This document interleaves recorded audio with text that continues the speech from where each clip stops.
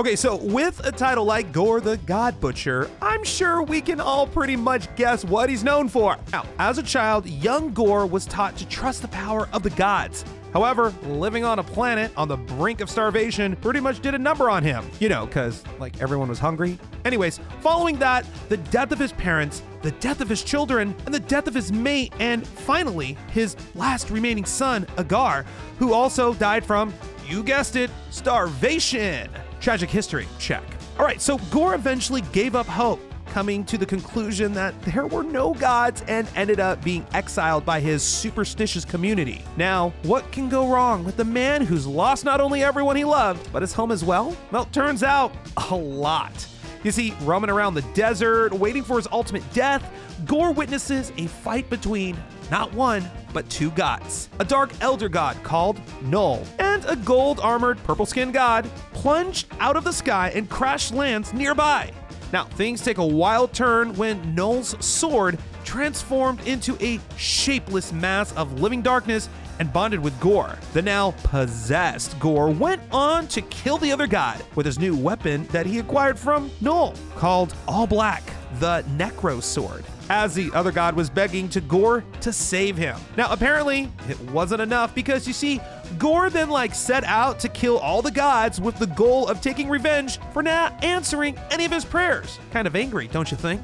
All right, so equipped with what can be called god-killing abilities, such as sharp tendrils, capable of killing any god, superhuman strength, oh yeah, don't forget endurance, and yeah, durability, GORR ended up traveling the cosmos, far and near, for several thousand years, committing cold-blooded murders and killings of many gods. You know, we're talking like death, wrath, chaos, jealousy, poetry, flowers, and all that other jazz. Now, his immortality naturally helped him continue his quest for revenge for thousands of years. And at some point in the 9th century, GORR arrived on Earth and killed a god from the Americas, the body washing up on the shores of Iceland, where it was found by none other than Thor. Now, at a later date, while accompanying a Viking raiding party to Russia, Thor found some of the Slavic gods dead. Now, Thor was attacked by GORR, who nearly managed to kill Thor, but just before the killing blow, Thor conjured a lightning strike that knocked both of them out.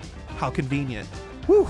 Well, saved by the strike. Now, you see, the fight continued again, with GORR holding Thor captive and torturing for information about Asgard. But the Thunderer's loyalty towards his realm remained ever so strong until his Viking worshippers rescued him by distracting GORR long enough for Thor to recover and cut off GORR's right arm, believing that he had succeeded in slaying him. Now, you would think it would end there. However, GORR survived their encounter and would spend the next 1,000 years butchering more and more gods, growing ever stronger and amassing an army of dark minions he called the Black Berserkers to assist him in his crusade. So sometime later, GORR would go on to send the Black Berserkers into the past, from the first time he met Thor in 800 AD, and bring God into the future, where he was enslaved amongst many other gods. Now, in a fortunate turn of events, young Thor encountered Thor from the future, when he was a member of Avengers, and the All-Father King Thor